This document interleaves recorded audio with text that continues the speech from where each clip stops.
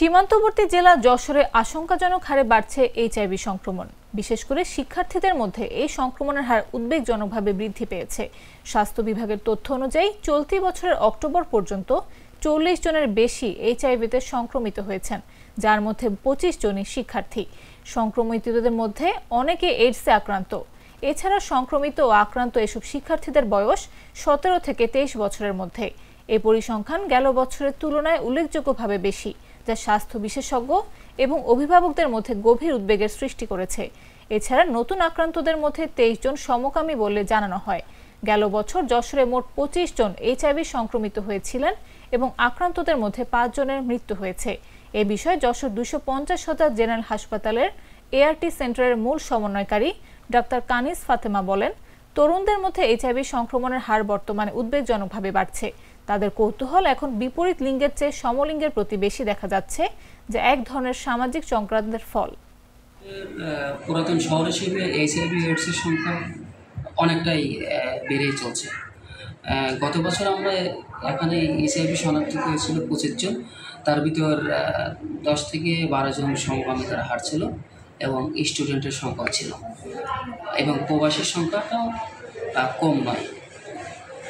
এই গত বছরের তুলনায় এবারও কিন্তু আপনার এইচআইভি সংখ্যা অনেকটাই বৃদ্ধি পেয়েছে। যেখানে গত বছর ছিল ২৫ জন, এবার প্রায় ৪০ জন ছাড়িয়ে যাচ্ছে। এটা হচ্ছে আমাদের বর্তমান তরুণ সমাজে কিছু একটা পরিবর্তন ঘটেছে, যেটার জন্য আমরা গত বছর পেয়েছি এখনো গত বছর এই সময় পর্যন্ত আমাদের যে সংখ্যাটা ছিল ২৫ তরুণ সমাজের মধ্যে যে আমরা শনাক্তকরণ করেছিলাম এইচআইভি পজিটিভ। এখন এই প্রায় নভেম্বর, তাই না, নভেম্বর পর্যন্ত আমরা ৪০ জন শনাক্ত করে ফেলেছি, যাদের মধ্যে অধিকাংশই তরুণ। বয়সটা হচ্ছে ২১ থেকে ২৩ বছর। এই বয়সটা আসলে খুব কৌতূহলের বয়স। তো আমি ওদের সাথে অনেকের সাথে কথা বলেছি। আমার মনে হচ্ছে যে আসলে কী জন্য তারা আসছে, এবং যেহেতু এর মধ্যে বেশি সমকামী আমরা পাচ্ছি, তো নিশ্চয়ই কোনো একটা পরিবর্তন আসছে এদের চিন্তাধারায়। এটার থেকেই আমার তাদের সাথে কিছু কথা বলা, এবং কথা বলে আমি যেটা মনে করলাম এবং জানতে পারলাম, বা আমি যেটা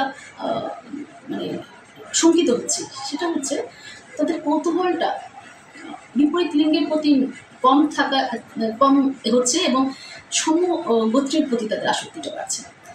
আসলে সবার জন্যই তো এইচআইভি সরকার যে পদক্ষেপ নিয়েছে, সবার জন্যই টেস্ট, বা সবার জন্যই টেস্ট ফ্রি আর কি।